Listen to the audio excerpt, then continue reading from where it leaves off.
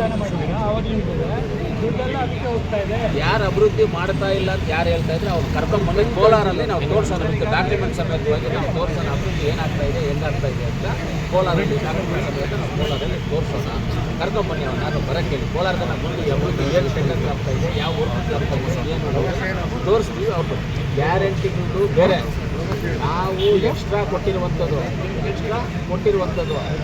2013 ನಮ್ಮ ಬಜೆಟ್ ಇದ್ದಿದ್ದು 1.5 ಲಕ್ಷ ಕೋಟಿ. ಇವತ್ತು ನಮ್ಮ ಬಜೆಟ್ ಇರೋದು 3 ಲಕ್ಷ ಕೋಟಿ. ಇನ್ಕ್ರೀಸ್ ಆಗಿದೆ ಇಲ್ವಾ? 1.5 ಲಕ್ಷ ಕೋಟಿ 2013 ಇದ್ದಿದ್ದು ಇವತ್ತು 3 ಲಕ್ಷ ಕೋಟಿಗೆ ಇನ್ಕ್ರೀಸ್ ಆಗಿದೆ ಇಲ್ವಾ? ಹೆಂಗೆ ಇನ್ಕ್ರೀಸ್ ಆಗಿಬಿಟ್ಟು ಖಾಸಗಿ ಕೃಷಿ ನೋಡ್ಕೊಂಡು ಮಾಡ್ಸೋದು. ಇಲ್ಲಿ 3 ಲಕ್ಷ ದಾಟಿದೆ, 3 ಲಕ್ಷ ಇಟ್ಕೊಳ್ಳೋಣ. 3 ಲಕ್ಷ ದಾಟಿದೆ ಬಜೆಟ್ ನಮಗೆ. ಹೆಂಗೆ ಇನ್ಕ್ರೀಸ್ ಆಗ್ತಾ ಇದೆಯೋ ಪಾಪ್ಯುಲೇಷನ್ ಹೆಂಗೆ ಇನ್ಕ್ರೀಸ್ ಆಗ್ತಾ ಇದೆ, ಅದೇ ರೀತಿಯಲ್ಲಿ ನಮ್ಮ ಬಜೆಟ್ ಇನ್ಕ್ರೀಸ್ ಆಗ್ತಾ ಇದೆ, ಟ್ಯಾಕ್ಸ್ ಕಲೆಕ್ಷನ್ ಇನ್ಕ್ರೀಸ್ ಆಗ್ತಾ ಇದೆ. ಅದನ್ನು ನಾವು ಇವಾಗ ಗ್ಯಾರಂಟಿಗಳು ಕೊಟ್ಟಿರೋದಕ್ಕೂ ಅಭಿವೃದ್ಧಿ ಕೊಟ್ಟಿದ್ದಾಗಿರೋದಕ್ಕೂ ಸಂಬಂಧ ಏನೂ ಇಲ್ಲ. ಅದಕ್ಕೂ ಇದಕ್ಕೂ ಅವ್ರು ಏನೋ ಮಾತಾಡ್ತಾವ್ರೆ, ಅದನ್ನೆಲ್ಲ ನೀವು ತಲೆನೇ ಕೆಡಿಸ್ಕೋಬೇಕು. ಕೋಲಾರಲ್ಲಿ ಜಿಲ್ಲಾಧ್ಯಕ್ಷ ಕಾಂಗ್ರೆಸ್ ಜಿಲ್ಲಾಧ್ಯಕ್ಷ ಬದಲಾವಣೆಗೆ ಮೊನ್ನೆ ಕೂಡ ಸಭೆ ಮಾಡ್ಕೊಂಡು ಅದು ಹೈಕಮಾಂಡು ಕಾಂಗ್ರೆಸ್ ನಮ್ಮ ಪಕ್ಷದ ಅಧ್ಯಕ್ಷರಾದ ಡಿ ಕೆ ಶಿವಕುಮಾರ್ ಸಾಹೇಬರು ತೀರ್ಮಾನ ತಗೊಳ್ತಾರೆ. ಇಲ್ಲಿ ಯಾರನ್ನೇ ಅಧ್ಯಕ್ಷರು ಮಾಡಬೇಕಾದ್ರೂ ಕೋಲಾರ ಜಿಲ್ಲಾ ಕಾಂಗ್ರೆಸ್ ಅಧ್ಯಕ್ಷರು ಮಾಡಬೇಕಾದ್ರೂ ಎಲ್ಲ ಶಾಸಕರನ್ನು, ನಮ್ಮ ಡಿಪ್ಯೂಟೆಡ್ ಶಾಸಕರನ್ನು ಎಲ್ಲರೂ ಕೇಳ್ತಾರೆ. ಎಲ್ಲರ ಒಪಿನಿಯನ್ ಏನು ಬರುತ್ತೋ ಆ ಒಪಿನಿಯನ್ ಮೇಲೆ ಮಾಡ್ತಾರೆ. ಸರ್, ಇದು ನಿನ್ನೆ ಜಿಲ್ಲಾ ಪಂಚಾಯತ್ ದಿಶಾ ಸಭೆ ಆಯಿತು. ಆ ಸಭೆ ಬಗ್ಗೆ ಏನು ಸರ್ ಒಪಿನಿಯನ್? ಯಾಕಂದರೆ ಒಬ್ಬ ಅಧಿಕಾರಿನ ಟಾರ್ಗೆಟ್ ಮಾಡಿ ಮಾತಾಡ್ತಾ ಇದ್ರು ಅಂತ ಒಂದು ಟಾಕ್ ಸ್ಟಾರ್ಟ್ ಆಯಿತು. ಯಾಕಂತಂದರೆ ಮಾಮೂಲಿ ಅಧಿಕಾರಿಗಳನ್ನ ಟಾರ್ಗೆಟ್ ಮಾಡಿ ಮಾತಾಡೋದು ಅದು ಮಾಮೂಲಿ, ಅದು ಇದ್ದೇ ಇರ್ತದೆ, ಅದು ಮಾಡ್ತಾನೆ ಇರ್ತಾರೆ. ಮಾಡಬೇಕು ಅಂದರೆ ಬರ್ತಾರೆ, ಮಾಡ್ತಾರೆ, ಹೋಗ್ತಾ ಇರ್ತಾರೆ. ಇಂಥ ಪ್ರವೃತ್ತಿ ಎಲ್ಲ ಯಾಕೆ ನಮ್ಮ ಜಿಲ್ಲೆಯಲ್ಲಿ ಪ್ರವೃತ್ತಿ ಎಲ್ಲ ಪೂರ್ವಕವಾಗಿ ಒಬ್ಬರು ಟಾರ್ಗೆಟ್ ಮಾಡೋದು?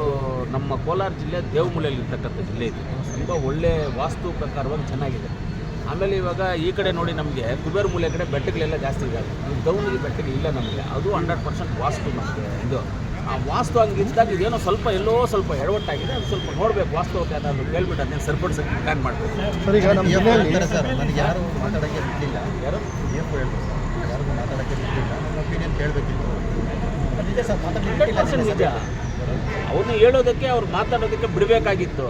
ಅವ್ರು ಹೇಳೋದಕ್ಕೆ, ಅವ್ರ ಒಪಿನಿಯನ್ ಏನಿದೆಯೋ ಅದನ್ನು ಹೇಳೋದಕ್ಕೆ, ಅವ್ರು ಮಾತಾಡೋದಕ್ಕೆ ಬಿಡಬೇಕಾಗಿತ್ತು. KDP ಮೀಟಿಂಗಲ್ಲಿ ಕಾಂಗ್ರೆಸ್ ಶಾಸಕರು ಅಧಿಕಾರ ಮೇಲೆ ದಬ್ಬಾಳಿಕೆ ಮಾಡ್ತಾರೆ. ಈ ಮೀಟಿಂಗಲ್ಲಿ ನಾವು ದಬ್ಬಾಳಿಕೆ ಮಾಡ್ತೀವಿ ಅಂದ್ಬಿಟ್ಟು ಇಂಡೈರೆಕ್ಟ್ ಆಗಿ ಸಮೃದ್ಧಿ ಮಂಜೂರಾತಿ ಮಾತಾಡೋದು. ಇಲ್ಲ, ಅವ್ರು ಮಾತಾಡ್ಕೋಬೋದು ಸರ್. ಅದೆಲ್ಲ ಅಧಿಕಾರಿಗಳ ಮೇಲೆ ಅವ್ರು ದಬ್ಬಾಳಿಕೆ ಮಾಡ್ತಾರೆ ಅಂತ ನಾವು ಅಧಿಕಾರಿಗಳ ಮೇಲೆ ಯಾರ ಮೇಲೆ ದಬ್ಬಾಳಿಕೆ ಮಾಡೋದಿಲ್ಲ. ನಾವು ಇರೋದನ್ನು ಮಾತಾಡಿರ್ತೀವಿ, ಇದನ್ನು ಕೇಳಿರ್ತೀವಿ. ನೀವು ಎಲ್ಲ KDP ಸಭೆಗಳಿಗೂ ನೀವು ಇರ್ತೀರಾ, ಕರೆಕ್ಟೇ ಇಲ್ವಾ? ನಾವು ಯಾರ ಮೇಲೆ ಆದರೂ ಬಂದುಬಿಟ್ಟು ದೌರ್ಜನ್ಯ ಮಾಡಿದ್ದೀವ, ದಬ್ಬಾಳಿಕೆಗಳು ಮಾಡಿದ್ದೀವ, ಇರೋದನ್ನು ಹೇಳಿರ್ತೀವಿ. ಹಂಗೂ ಅವ್ರು ತಪ್ಪು ಮಾಡಿದೆ ಅಂತ ಸ್ವಲ್ಪ ಜೋರಾಗಿ ಮಾತಾಡ್ತೀವಿ. ಅಷ್ಟು ಬಿಟ್ಟರೆ ದಬ್ಬಾಳಿಕೆಗಳು ಯಾರೂ ಮಾಡಲ್ಲ. ಅವ್ರಿಗೇನಾದರೂ ಆ ಹ್ಯಾಬಿಟ್ ಇರ್ಬೋದೇನೋ ನಮಗೆ ಗೊತ್ತಿಲ್ಲ. ಸರ್, ಮತ್ತು ನಮ್ಮ ಡಿಸ್ಟಿಕ್ಕಿಗೆ ಮಿನಿಸ್ಟ್ರಿ ಪೋಸ್ಟು ಸಿಗೋದೀಗ ಅನುಮಾನ ಅಂತ ಒಂದು ಮುನ್ಸೂಚನೆ ಸಿಗುತ್ತೆ. ಹೇಗೆ ಅಂತಂದರೆ, ಈಗ ನಂಜೇಗೌಡರನ್ನ ಕೋಮುಲ ಅಧ್ಯಕ್ಷರಾಗಿ ಮಾಡಿದ್ದಾರೆ, ಮತ್ತು ಅವ್ರನ್ನ ಡೆಲಿಗೇಟ್ ಆಗಿ ಬೇರೆ ಕಳಿಸ್ತಾ ಇದ್ದಾರೆ. ನಿಮ್ಮನ್ನು ಮುಂದೆ DCC ಬ್ಯಾಂಕ್ ಅಧ್ಯಕ್ಷರಾಗಿ ಮಾಡ್ತಾರೆ. ಇನ್ನು ಈ ಉಳಿದಂಥ 2 ಶಾಸಕರು ನಿಗಮ ಮಂಡಳಿ ಅಧ್ಯಕ್ಷರಾಗಿದ್ದಾರೆ. ಹಾಗಾಗಿ ನಮ್ಮ ಜಿಲ್ಲೆಗೆ ಮಂತ್ರಿ ಸ್ಥಾನ ಸಿಗೋದು ಬಹುತೇಕ ಅನುಮಾನ ಅಂತ ಸರ್. ಓಕೆ, ಪರವಾಗಿಲ್ಲ, ಒಳ್ಳೆಯದು. ಯಾಕೆ ಸರ್ 4 ಜನ ಶಾಸಕರಿದ್ದರೆ ಒಬ್ಬರಾದರೂ ಮಂತ್ರಿ ಆಗಬೇಕಲ್ಲ? ಇಲ್ಲ, ಹೈಕಮಾಂಡ್ ಕೊಟ್ಟರೆ ತೊಗೊಳ್ತೀವಿ. 4 ಜನದಲ್ಲಿ ಯಾರು ಕೊಟ್ಟರು ತೊಗೊಳ್ತೀವಿ, ಅದೇನು ಡೌಟ್ ಏನಿಲ್ಲ. ಅದು ಬಹುತೇಕ ಅನುಮಾನ ಐತೆ, ಅನುಮಾನವಾಗೇ ಇರಲಿ, ಬೇಡ ಕೊಡಬೇಕಲ್ಲ ಸರ್. ನಮ್ಮ ಜಿಲ್ಲೆಗೆ ಈ ಥರ ಅನ್ಯಾಯ ಹೇಗೆ ಅಂತ 2 ಒಂದ್ಸತಿ ಗೆಲ್ಸಿದ್ರು ನೀವು ಕೂಡ. ಅವಕಾಶ ಹೊಂದಿದ್ದ ನಾನೇ ML ಆಗ್ಲೂ ಲೆಕ್ಕ, ನಾವೇ ಗೆಲ್ಸಿದ್ದು, ನಾನೇ ಲೆಕ್ಕ. ಇದುವರೆಗೇನು ಸಿಕ್ಕಿಲ್ಲ ನಿಮಗೆ, ನೀವೇ ಪ್ರಬಲ ಆಕಾಂಕ್ಷಿಯಾಗಿ ನಾನು ಇದ್ದೀನಿ. ಮೊದಲು ಹೇಳಿದ್ದೀನಿ, ಇವತ್ತು ಹೇಳ್ತೀನಿ, ಆಕಾಂಕ್ಷಿಯಾಗಿದ್ದೀನಿ. ಕೊಟ್ಟರೆ ತೊಗೊಳ್ತೀವಿ ಅಷ್ಟೇ, ತೊಗೊಳ್ತೀವಿ, ಕೆಲಸ ಮಾಡ್ತೀವಿ. ಅಂದರೆ ಪರವಾಗಿಲ್ಲ, ಸುಮ್ಮನೆ ಟ್ರಂಪ್ ಕಾರ್ಡ್ ಅಂದರೆ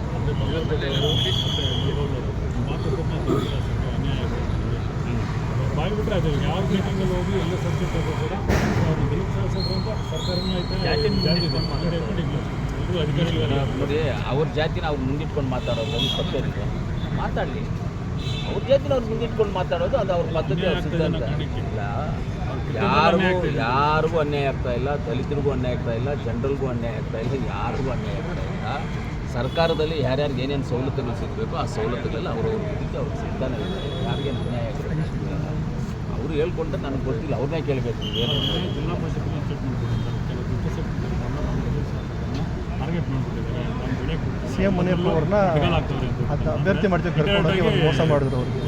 CM ಮುನಿಯಪ್ಪ ಅವ್ರನ್ನೇ ಕೇಳಿ ಹೋಗಿ, ಅವ್ರನ್ನ ಅಭ್ಯರ್ಥಿ ಮಾಡೋಕ್ಕೆ ಹೋಗಿ ಮೋಸ ಆಯ್ತಾ, ಅವ್ರಿಗೆ ಒಳ್ಳೇದಾಯ್ತಾ ಏನು ಅಂತ CM ಮುನಿಯಪ್ಪನವ್ರನ್ನೇ ಕೇಳಿ ಹೋಗ್ಬಿಟ್ಟು ಅವರೇ ಕೇಳಿದ್ರೆ ಅವರೇ ಹೇಳ್ತಾರೆ ಮಾಹಿತಿ ಏನು ಅನ್ನೋದನ್ನು. JDS ಶಾಸಕರಿಗೆ ಥ್ಯಾಂಕ್ಸ್ ಕೊಟ್ಟರು ಮಾತಾಡಿಸಿ ಮಾತಾಡ್ದಿರೋದು ತುಂಬ ಒಳ್ಳೆ ಕೆಲಸ ಅಂತ ನಾನು ಅಂದ್ಕೊಂಡಿದ್ದೇನೆ. ಒಳ್ಳೆಯದು, ಬೇಡ ಮಾತಾಡೋದು ಬೇಡ. ಅವ್ರ ಕೆಲಸದಲ್ಲಿ ಅವ್ರು ಇರಲಿ, ನಮ್ಮ ಕೆಲಸದಲ್ಲಿ ನಾವಿರ್ತೀವಿ. ಮಾತಾಡದೇ ಇರೋದೇ ಒಳ್ಳೆಯದು. ಒಂದೇ ಪಕ್ಷ ಹೌದು, ಒಂದೇ ಪಕ್ಷದಾದ್ರೂ ಪರವಾಗಿಲ್ಲ, ತೊಂದರೆ ಏನಿಲ್ಲ. ಅವ್ರ ಪಾಟಿಗೆ ಅವ್ರು ಇರಲಿ, ನಮ್ಮ ಪಾಟಿಗೆ ನಮ್ಮ ಮಾತಾಡಬೇಕು ಅಂತ ಏನು ಇಲ್ವಲ್ಲ. ಯಾರು ಚುನಾವಣೆ ಬಂದಾಗ ನೋಡೋಣ. ಆ ಟೈಮ್ ಚುನಾವಣೆ ಸಂದರ್ಭದಲ್ಲೂ ಏನು ಗೊಂದಾಗಬೇಕು? ಅವರು ಅಲ್ಲಿ ಬಂಗಾರಪೇಟೆಯಲ್ಲಿ ಇರ್ತಾರೆ, ನಾವು ಕೋಲಾರಲ್ಲಿ ಇರ್ತೀವಿ. ಏನು ಗೊಂದಾಗಬೇಕು? ಅವ್ರ ಕೆಲಸ ಅವ್ರು ನೋಡ್ಕೊಳ್ತಾರೆ, ನಮ್ಮ ಕೆಲಸ ನಾವು ನೋಡ್ಕೊಳ್ತಾರೆ. KDP ಸಭೆ ಮಾಡ್ತಾರೆ, JDS ಅವರು ವಿಶ್ವಾಸಸಭೆಗೆ ಮಾತ್ರ ಬಂದಿದ್ದಾರೆ ಅಂತ 3 ಸಭೆಗೆ ಬಂದಿಲ್ಲ. KDP ಮೀಟಿಂಗ್ KDP ಸಭೆಯಲ್ಲಿ ಒಂದೂ ನನಗೆ ಗೊತ್ತಿದ್ದ ಪ್ರಕಾರವಾಗಿ ಎಸ್ ಎನ್ ನಾರಾಯಣ ಸ್ವಾಮಿ ಅವರು 2 ವರ್ಷದಿಂದ 1-2 ಮೀಟಿಂಗು ಬಂದಿದ್ದಾರೆ. ಬಂದು ಹೋಗಿದ್ದಾರೆ ಅಷ್ಟೇ, ಬಂದು ಹೋಗಿದ್ದಾರೆ. ಅದಾದಮೇಲೆ ಯಾವುದು ಕೇಳಿಲ್ಲ. ನಮ್ಮ ರೂಪಮ್ನವರು 2 ಮೀಟಿಂಗ್ ಏನೋ ಬಂದಿದ್ರು ಅಷ್ಟೇ. ಫಸ್ಟ್ ಒಂದು, ಇವಾಗ ಮೊನ್ನೆ ಸ್ವಲ್ಪ ತಿಂದು ಬಂದು ಹೋದ್ರು. 2 ಮೀಟಿಂಗ್ ಅವರು ಬಂದಿದ್ದಾರೆ. ನಾನು ಎಲ್ಲ ಮೀಟಿಂಗು ಅಟೆಂಡ್ ಮಾಡಿ, ಯಾವ ಮೀಟಿಂಗು ಎಲ್ಲ ಮೀಟಿಂಗು ಮಾಡಿ. ಅವ್ರ ವೈಯಕ್ತಿಕ ಅದೆಲ್ಲ ಅವ್ರು ಬರ್ಬೋದು, ಇಲ್ಲ ಹೋಗ್ಬೋದು, ನಾವೇಳಕ್ಕಾಗೋದು. ಯಾಕಂದರೆ ಅವರು ಉಸ್ತುವಾರಿ ಸಚಿವರು ಬದಲಾವಣೆ ಮಾಡಿ ಅಂತೇಳಿ ಕೂಡ ದೂರು ಕೊಟ್ಟಿದ್ದಾರೆ. ಕೇಳ್ಬೋದೇನೋ, ನನಗೆ ಗೊತ್ತಿಲ್ಲ. ಕೇಳ್ಬೋದು, ಅವ್ರವ್ರು ಕೇಳೋದು ಅವ್ರವ್ರು ಹಾಕ್ಬೋದು. ಕೇಳಿ ಮೆಡಿಕಲ್ ಕಾಲೇಜ್ ವಿಚಾರ ಮತ್ತು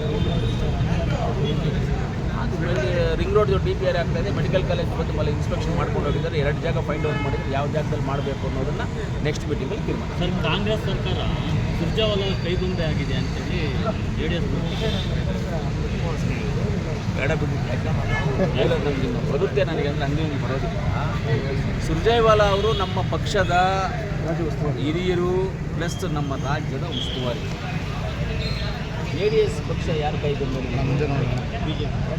BJP ಕೈಗೊಂಡು ನಾವೇನಾದ್ರು ಬೇರೆಯವ್ರ ಪಕ್ಷ ಬೇರೆ ಯಾವುದನ್ನ ಪಕ್ಷದವ್ರ ಜೊತೆ ನಾವೇನು ಕೈಗೊಂಬೆ ಇದೆ.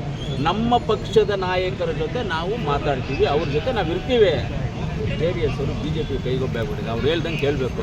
ನೆಕ್ಸ್ಟ್ ಅವ್ರು ಹೇಳ್ದಂಗೆ ಕೇಳಿಲ್ಲ ಅಂದರೆ ಇವ್ರು ಏನು ಹೇಳ್ದಂಗೆ ಮಾಡ್ಬಿಡ್ತಾರೆ. BJP ಅವ್ರ ಬಗ್ಗೆ ಗೊತ್ತಿಲ್ವಾ? ನನಗೆ ಇವತ್ತು ಹೇಳ್ತೀನಿ ನೋಡಿ, ನನಗೆ ಹೈಯೆಸ್ಟಾಗಿ ಸ್ನೇಹಿತರಿರೋದು ಕಾಂಗ್ರೆಸ್ ಪಕ್ಷಕ್ಕಿಂತ BJP ಅವರು ಜಾಸ್ತಿ ಸ್ನೇಹಿತರಿರೋದು.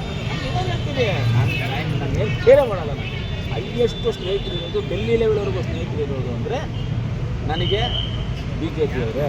ಅಂದರೆ ಅವ್ರ ಬಗ್ಗೆ ಏನು, ಹೆಂಗೆ, ಯಾವ ಥರ, ಏನು ಮೆಂಟಾಲಿಟಿ ಎಲ್ಲ ಗೊತ್ತಿದೆ ನನಗೆ. ಇವರು ಏನು ಅನ್ನೋದು ನೆಕ್ಸ್ಟ್ ಮುಂದಿನ ದಿನದಲ್ಲಿ JDS ಅವ್ರಿಗೆ ಗೊತ್ತಾಗುತ್ತೆ. BJP ಸರ್, ಈಗ ಜಿಲ್ಲಾ ಪಂಚಾಯತಿ ತಾಲೂಕು ಪಂಚಾಯತಿ ಚುನಾವಣೆ ಅನೌನ್ಸ್ ಮಾಡೋದಕ್ಕೆ ಕಾಂಗ್ರೆಸ್ ಭಯ ಬಂದಿದೆ. ಯಾಕಂದರೆ NDA ಮೈತ್ರಿ ಇರೋದ್ರಿಂದ ಅವರು ಸೋತೋಗ್ತಾರೆ ಭಯ ಇದೆ, ಅನೌನ್ಸ್ ಮಾಡ್ತಾ ಇಲ್ಲ ಅಂತ JDS. ಇವಾಗ ಪಟ್ಟಣ ಪಂಚಾಯತ್ ಎಲೆಕ್ಷನಲ್ಲಿ ಅನೌನ್ಸ್ ಮಾಡಿದ್ದಾರಾ? 4 ಎರಡೇ ರಾಜ್ಯದಲ್ಲಿ 4 ಪಟ್ಟಣ ಪಂಚಾಯತ್ ಭಯ ಇದೆಯಾ? ಭಯ ಇದೆ ಅಂತ ಇದಾದಮೇಲೆ ನೆಕ್ಸ್ಟ್ ಜಿಲ್ಲಾ ಪಂಚಾಯತ್, ತಾಲೂಕು ಪಂಚಾಯತ್, ನೆಕ್ಸ್ಟ್ ಗ್ರಾಮ ಪಂಚಾಯತ್ ಆಗ್ತವೆ, ನೆಕ್ಸ್ಟ್ ನಗರಸಭೆಗಳು ಎಲೆಕ್ಷನ್ಸ್ ಆಗ್ತವೆ. ಆಯಾ ಟೈಮ್ ಪಟ್ಟಂಗೆ ಅವೆಲ್ಲ ಆಗ್ತಾ ಇರ್ತವೆ. ಅವ್ರೇನು ಎಫೆಕ್ಟ್ NDA ತಮಗೇನು ಏನು ಪ್ರಾಬ್ಲಮ್ ಇಲ್ಲ. ಯಾವುದೇ ಹೇಗಿದೆ ಅನ್ಸುತ್ತೆ ಸರ್? ಜನಾಭಿಪ್ರಾಯ ಹೇಗಿದೆ? ಜನಾಭಿಪ್ರಾಯ ತುಂಬ ಚೆನ್ನಾಗಿದೆ. ಕಾಂಗ್ರೆಸ್ ಪಕ್ಷದ ಪರವಾಗಿ ಚೆನ್ನಾಗಿದೆ, ಸಿದ್ದರಾಮಯ್ಯನವರ ಪರವಾಗಿ ಇದೆ. ಈ ಕರ್ನಾಟಕ ರಾಜ್ಯದಲ್ಲಿ ಅತಿ ಹೆಚ್ಚು ಜನಗಳಿಗೆ ಒಳ್ಳೆಯಾಗುವಂಥ ಕೆಲಸಗಳು ಮಾಡಿರುವಂಥ ಚರಿತ್ರೆ ಸಿದ್ದರಾಮಯ್ಯನಿದೆ. ಅದರಿಂದ ಜನಗಳಿಗೆ ಒಳ್ಳೆ ಕಾಂಗ್ರೆಸ್ ಮೇಲೆ ಅಭಿಮಾನ ಇದೆ, ಕಾಂಗ್ರೆಸ್ ಪಕ್ಷದ ಮೇಲೆ ವಿಶ್ವಾಸ ಇದೆ. JDS ಯುವ ನಾಯಕ ನಿಖಿಲ್ ಕುಮಾರಸ್ವಾಮಿ ಜಿಲ್ಲೆಗೆ ಬಂದು ತುಂಬ ಅಲರ್ಟ್ ಆಗಿದೆ ಸರ್.